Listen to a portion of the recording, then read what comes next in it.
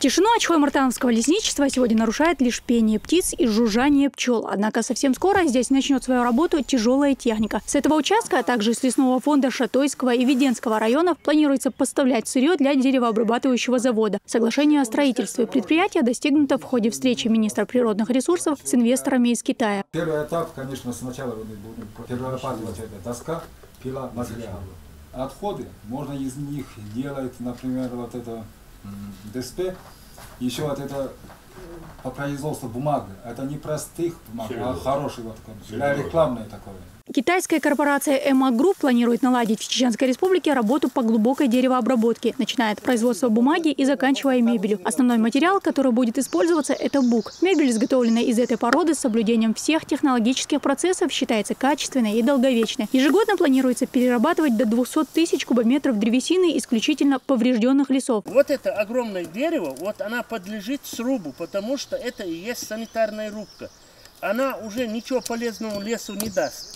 А пока, если вот тут 2 метра отступить и дальше использовать его деревопереработки, значит, это нормальное дерево. Не надо ждать, пока она все сгниет, значит, такой лес должен идти на переработку. Такая санитарная рубка леса позволит не только укрепить экономику республики, но и оздоровить леса. Специалисты профильного ведомства регулярно проводят работу по сжиганию сухостоя и обрезке деревьев, получивших механические повреждения. В случае, если профилактические мероприятия не проводить своевременно, то же буковое дерево, к примеру, погибнет через 3 года.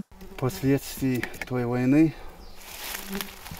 участок, если кругом взять, можно сказать, вот попавший под обстрел. Деревья здесь все раненые. Средневозрастной за 40 лет.